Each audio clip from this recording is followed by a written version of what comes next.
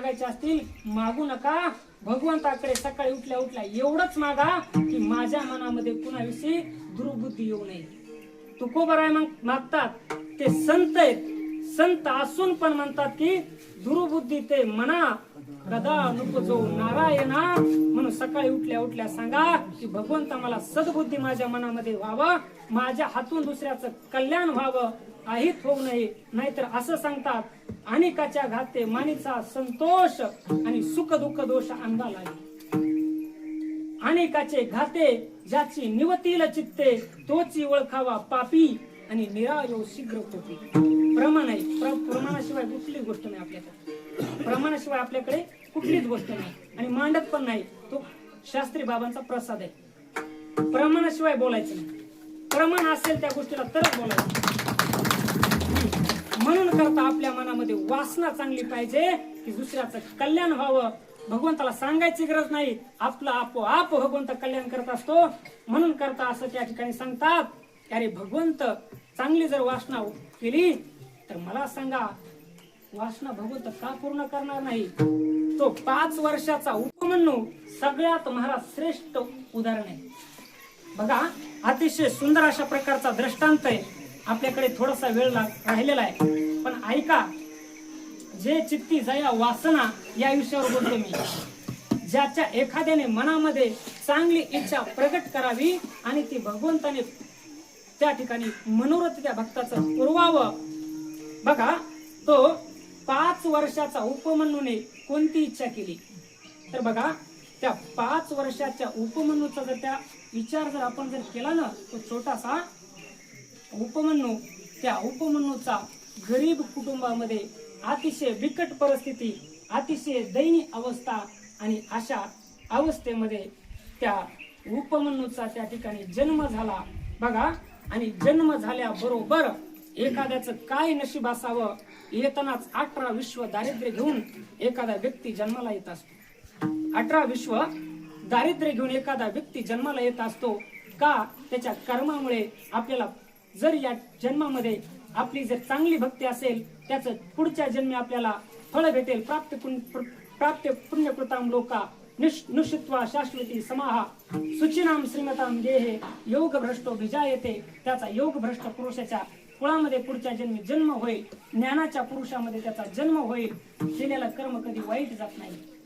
या जन्मातलं केलेलं आपल्याला पुढच्या वर्षी असणार, पुढच्या जन्मामध्ये आपल्याला ते भोगायला मिळतं. पण एखाद्याचं कर्म पुढचं आपल्याला पूर्वसंचित काही माहित नसतं.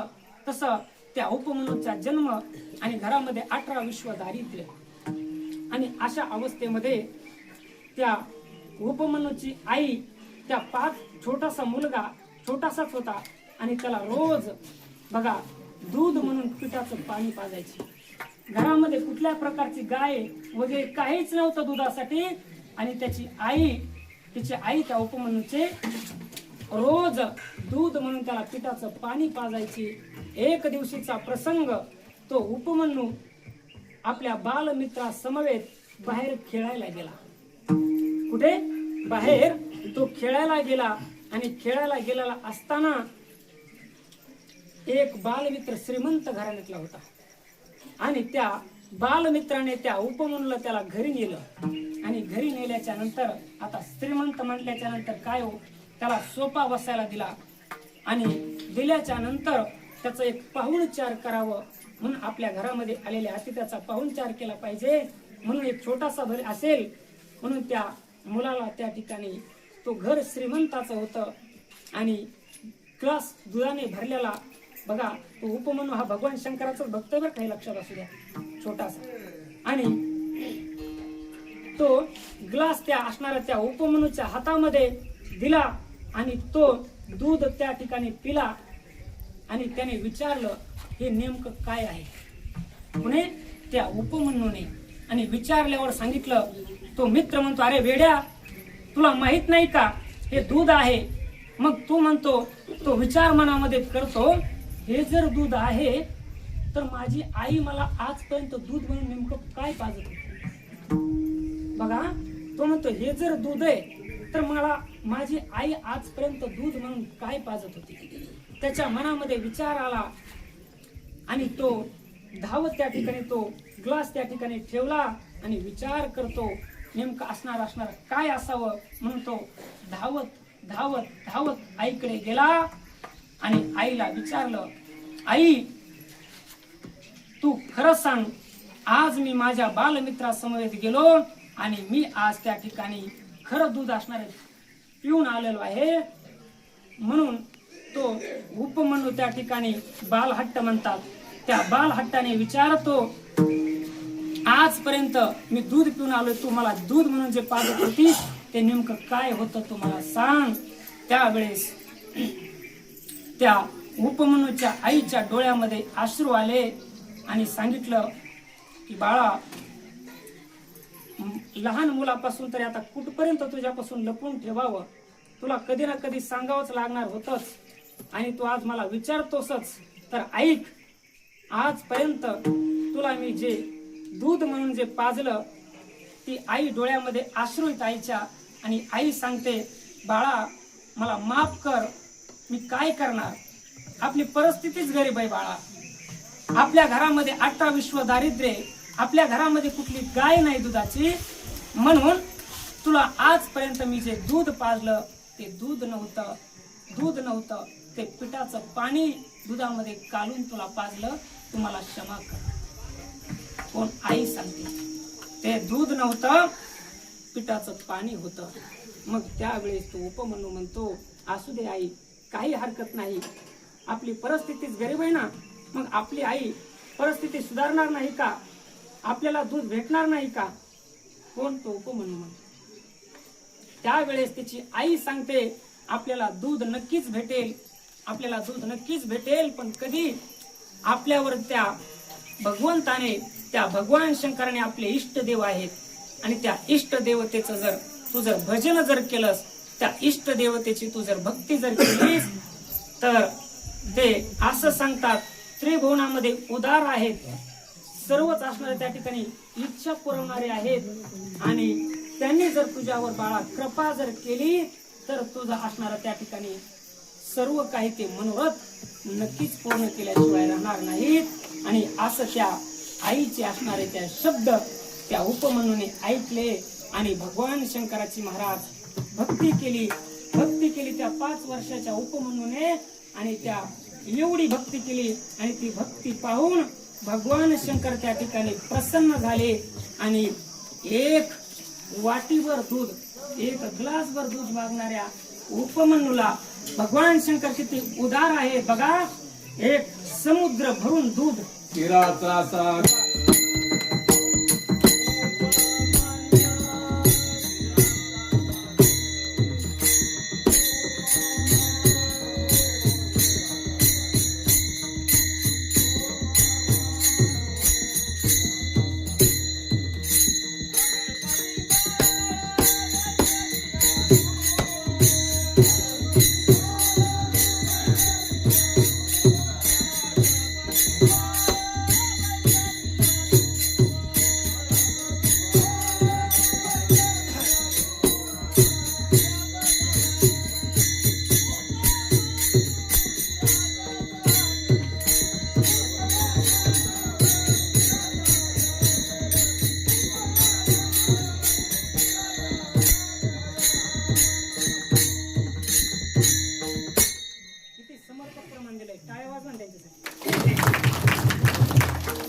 आढळपदी बाळ जे सांगितलं आपण मग ते बी प्रमाण दिलंय त्यांनी आणि पुढचं बी पण दिलंय.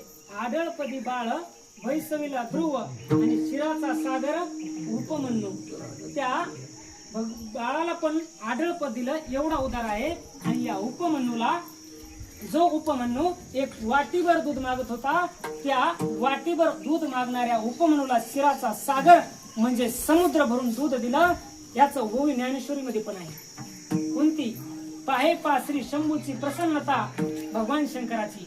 पाहे पा श्री शंभूची प्रसन्नता त्या उपमन्यूची अर्था काही शिराब्दी दूध भाता दे जेची ना.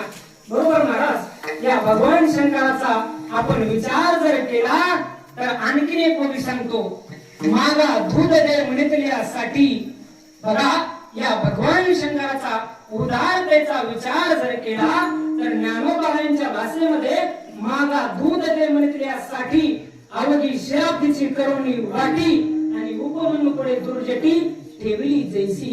या भगवान शंकराने अरे वाटीवर मागणाऱ्या दूध आहे काकड्यामध्ये प्रमाण येत आहे, काकड्यामध्ये प्रमाण आहे. अनेक उपमनु एक असेल अनेक उपमनु एक बाळ धाकुटे. मी सांगतो राहू द्या.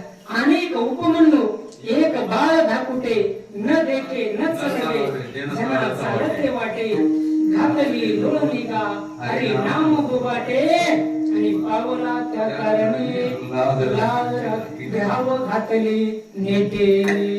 अशा प्रकारे त्या भगवान शंकराने या उपमनुचं मनोरथ पूर्ण केलं आणि असं करत असताना भगवान शंकर कोणाचं कुळ जात काहीच पाहत नाहीत. अभंगाचं तिसरं चरण या तिकोण पाहे काही या तिकोण पाहे काही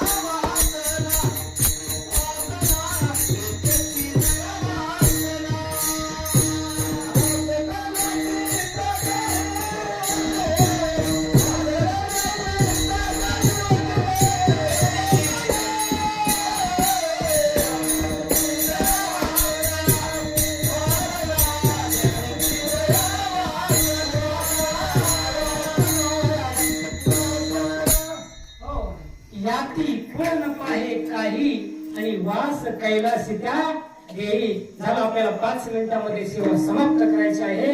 शेवटचं त्या ठिकाणी ऐका या अभंगाचा भावार्थ. तर बघा भगवान शंकर न कुठल्या कुळाचा विचार करतात, न कुठल्या धर्माचा, न कुठल्या जातीचा, फक्त एकच अट आहे भगवंताकडे येत असताना मनामध्ये गाठ नसलं पाहिजे. तुका म्हणे सोडल्या गाठी आणि झालो पोटी शीतळ. येत असताना संताकडे मनामध्ये कुठल्या प्रकारचा दुजा भाव नसला पाहिजे आणि दुजा भाव जर नसेल तर संत आणि भगवंत आपल्यासाठी करतात. या संताचे हे देणे कल्पतरुभूमी दुने परीस आगाध देणे. तरी तालुके घ्या 11 तालुके, या संपूर्ण तालुक्यातले जेवढे काही खेडे आहेत या खेड्यामध्ये सर्वात जास्त जर नोकर वर्ग असेल कुठं तर आपल्या भोगलवाडीमध्ये आहे. सर्वात जास्त वर्ग आपल्या भोगलवाडीमध्ये आहे. कारण का महालक्ष्मीची कृपा आहे, बाबांची कृपा आहे आणि भगवान शंकराची कृपा आहे.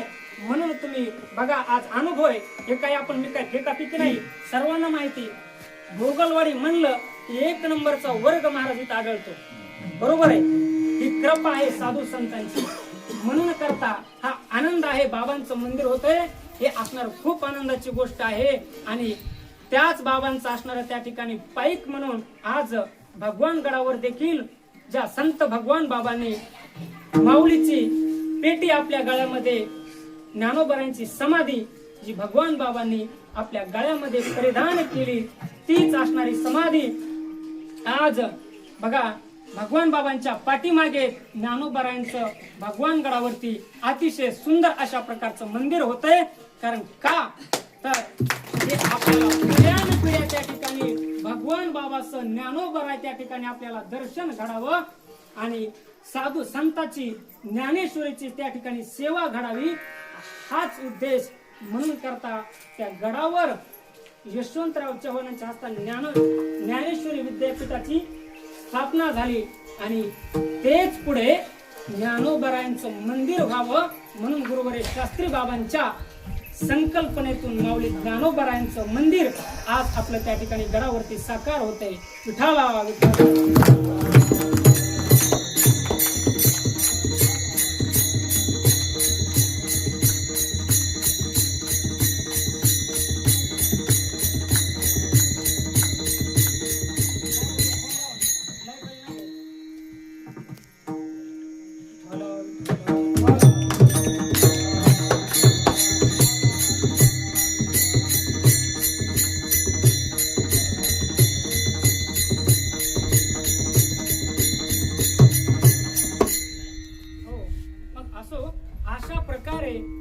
आपण या भगवंतेचा असणारा त्या ठिकाणी उदारतेचा आज जे असणाऱ्या पहिल्या दिवशी जी भगवंताची असणाऱ्या त्या ठिकाणी सेवा असणाऱ्या त्या ठिकाणी आपल्याला करायची आहे. आपल्याकडे थोडासा टाइम आहे, अर्धा पाऊण तास आणखी. तर ठीक आहे, लाईट गेलेली असू द्या. जसं आपल्याला त्या ठिकाणी चिंतन करता येईल तसं सर्वांनी शांत राहा. फक्त सर्वांना असणाऱ्या त्या ठिकाणी आवाज येतोय बरोबर, काही काळजी करू नका. आली तर लाईट ठीकच. अरे वा, काय बरं का, जे आज आपल्याला संपूर्ण महाराष्ट्रभर जे आपलं कीर्तन लाईव्ह दाखवणार आहेत किंवा दाखवत आहेत, असे आपल्याच गावचे भूमिपुत्र त्या ठिकाणी बाबूरावचे तिडके पत्रकार हे देखील या ठिकाणी उपस्थित आहेत. ते माझ्या प्रत्येक कीर्तनाला येतात, कुठलीही अपेक्षा न धरता बरं का. इतर ठिकाणी ते कुठे काही भेटत असेल तर जातात, पण माझ्या कीर्तनाला ते एकाही रुपयाची कधीच अपेक्षा न करता ते कुठेही कीर्तनाला उपस्थित असतात. ते माझे म्हणून त्यांच्यासाठी टाळ्या वाजवणं. म्हणून असं सर्व असणाऱ्या या ठिकाणी उपस्थित आहात आणि आज एवढा असणाऱ्या त्या ठिकाणी दिव्य अशा या धुनीमध्ये आपलं असणाऱ्या त्या ठिकाणी कीर्तन पुष्प होतंय. आपण बघा, या मंदिर असणाऱ्या त्या ठिकाणी या महादेवाच्या मंदिराचा जर आपण पूर्व महाराज इतिहास जर आठवला तर बघा, या ठिकाणी सर्वच माझ्या माता भगिनी आहेत जुन्या, त्यांना माहित असेल या जागेचं किती महत्व आहे. भगवान शंकर किती जागृत देवस्थान आहेत. आपल्या गावावरती तात्या एवढं संकट आलेलं होतं, भूकंपासारखं बरोबर, भूकंपासारखं संकट आलेलं होतं, पण गावालाही धक्का लागू दिला नाही. संपूर्ण संकट हे भगवान शंकरांनी स्वतःच्या अंगावर ओढून घेतलं, परंतु गावाला त्या ठिकाणी काहीच होऊ दिलं नाही. ही ताकद त्या देवस्थानची.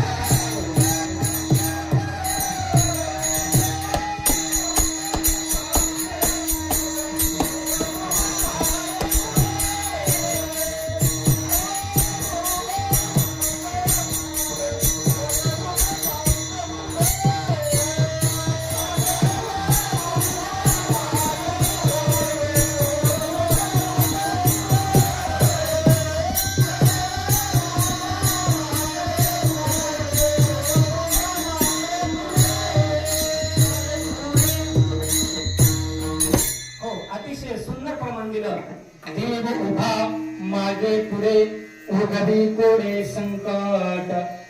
जर आपला भगवान शंकर जर पाठीराखा असेल, मागे पुढे उभा राहे सांभाळीत, आली आघात निवाराया किंवा निर्वाणी गोविंद, असे मागे पुढे काहीच साकडे पडून दे. आपल्या जीवनामध्ये जर ईश्वराची कृपा असेल, त्या भगवान शंकराची जर कृपा असेल, आणि म्हणतात ना देव तारे त्याला कोण मारी, किंवा देव सखा जरी अवघी विश्व कृपा करी. आपल्या पाठीरागा जर देव असेल, आपले पाठीरागा जर ऐश्वर्य संपन्न संत भगवान बाबा सारखे आपले पाठीरागा जर असतील, आणि गुरुवरे शास्त्री बाबा सारखे जर आपले गुरु असतील, तर आपल्याला कुणाकडे जायची गरज नाही. भगवान शंकरासारखा आपल्या गावामध्ये एवढं पवित्र ठिकाण असताना, राष्ट्रसंत भगवान बाबा या ठिकाणी आपल्या गावामध्ये आलेले असताना, आणि गुरुवरे शास्त्री बाबा सारखे महात्म्य या ठिकाणी आलेले असताना, आपल्याला कुणाकडे जायची गरज आहे. समर्थाचे घरी सकल संपदा नाही कदा तुटी तास याची. म्हणून करता सर्व वैभव सर्व ऐश्वर्य हे संपूर्ण असणाऱ्या त्या ठिकाणी भगवंताच्या ठिकाणी आहे. आपण जर विचार जर केला ना, तर बघा या मंदिर मंदिर म्हणजे काही सामान्य नाही हो. या मंदिराचा ज्यावेळेस कळस पडला, आणि सर्वांना माहिती भगवान शंकराने संकट कसं ओढून घेतलं होतं, त्यावेळेस जीर्णोद्धार त्या मंदिराचा करण्यासाठी आपल्याला अनेक वर्ष गेली हे बांधण्यासाठी, बरोबर. अनेक मनामध्ये तर सर्वांच्या तळमळ होतीच, हे आपण मंदिर बांधलं पाहिजे. भगवान शंकरांनी असणारं त्या ठिकाणी आपल्या गावावरचं संकट दूर केलंय आणि योगायोग बघा आज हे मंदिर एवढं सुंदर अशा प्रकारचं उभं आहे. म्हणून करता भगवान शंकराच्या चरणी आपण नतमस्तक होऊन त्या ठिकाणी बघा एवढं संकट भगवान शंकरांनी घेतलं आणि या ठिकाणी ज्ञानदान, अन्नदान अनेक वर्षापासून संत भगवान बाबांनी असं सांगतात महाराज आहेत जुने, 10 भाकरीपासून इथं अन्नदान चालू केलं होतं, बरोबर. 10 भाकरीपासून या ठिकाणी अन्नदान चालू केलेलं आहे आणि आज 70-75 वर्षाचा त्या ठिकाणी काळ लोटलाय. 10 वर्षाचं अन्नदान आज 500 ते 1000 लोक या ठिकाणी महाप्रसाद घेऊन जातात. ही ताकद आहे संतांची. एक छोटस रोपट लावतात आणि त्याचा वेल गगनावर जातो. एक छोटस संत रोपट लावतात, ज्ञानोबराय म्हणतात, काय म्हणतात, इवले सेवेचे रोप लाविले.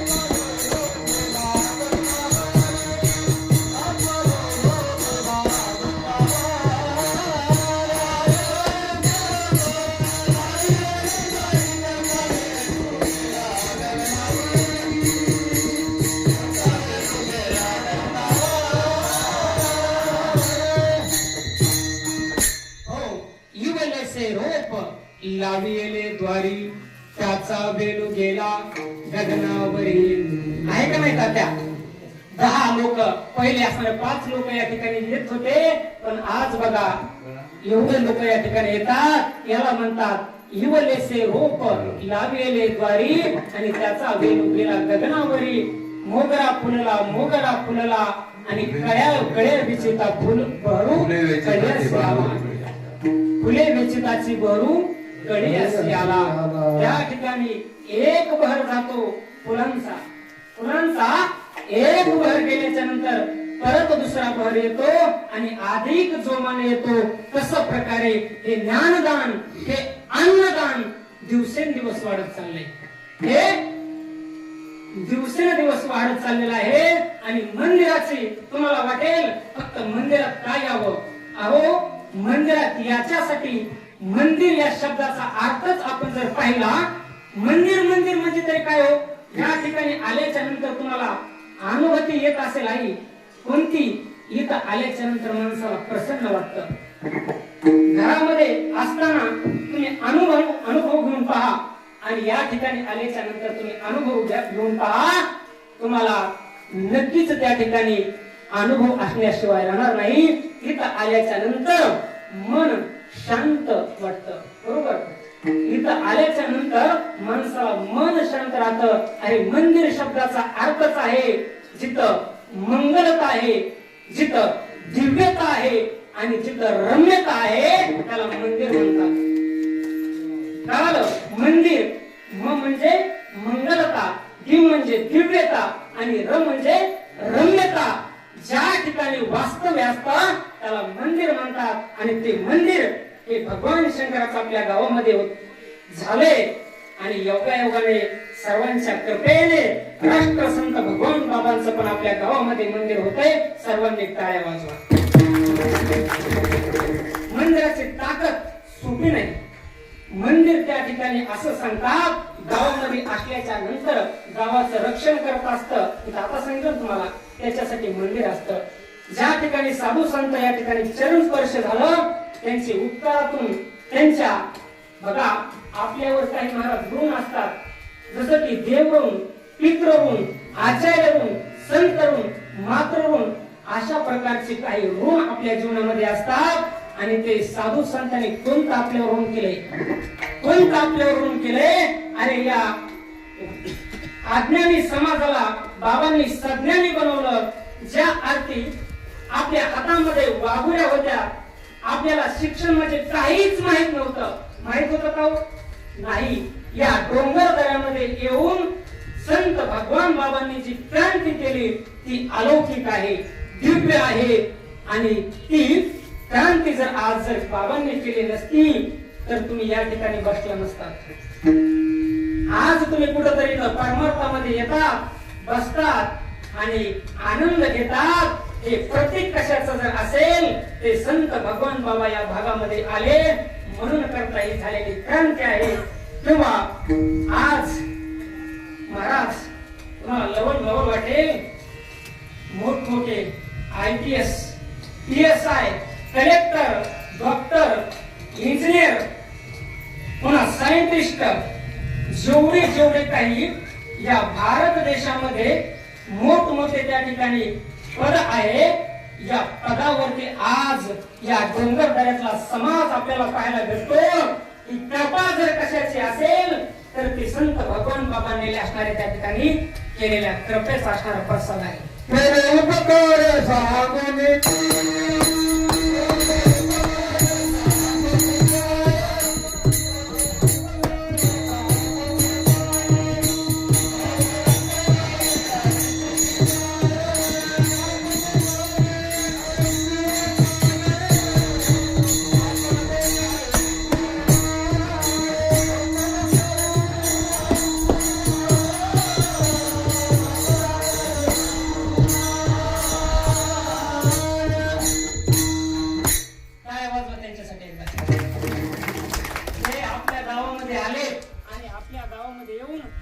सेवा देतात बघा. ठीक आहे. तर बघा या ठिकाणी आपण भगवान बाबांचा जर आपण त्या ठिकाणी चरित्र आपण पाहत होतो. आज मोठमोठ्या पदावर जे असणारे आपल्याला दिसतात. कारण का संत भगवान बाबांनी त्यावेळेस जर शिक्षणाचं महत्व सांगितलं नसतं तर आपण या ठिकाणी आज आहे त्याच जागेवर असतो. म्हणून संत भगवान बाबांनी काय केलं, अध्यात्माला महाराज शिक्षणाची जोड दिली. अध्यात्माला ऐकलं त्या सर्वांना इकडे लक्ष द्या. फक्त शिक्षणाला संत भगवान बाबांनी अध्यात्माला शिक्षणाची जोड दिली आणि अध्यात्मासह शिक्षणाच्या प्रवाहामध्ये संत भगवान बाबांनी हा अज्ञानी समाज आणला. कारण का शोधून आले संत हिताहित जगाचे. संतांना माहित होतं या अज्ञानी समाजाला जर आपण मार्ग नाही दाखवला तर आहे त्याच ठिकाणी असणारा हा समाज राहिल्याशिवाय राहणार नाही. म्हणून मार्ग दावून गेले आधी दयानिधी संत ते.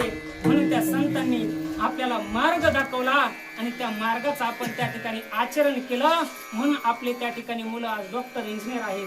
आज आपण इंजिनियर असणारे त्या ठिकाणी या ठिकाणी बसलो आहोत. ही कृपा जर कशाची असेल ती संतांची कृपा आहे आणि भगवंताची कृपा आहे.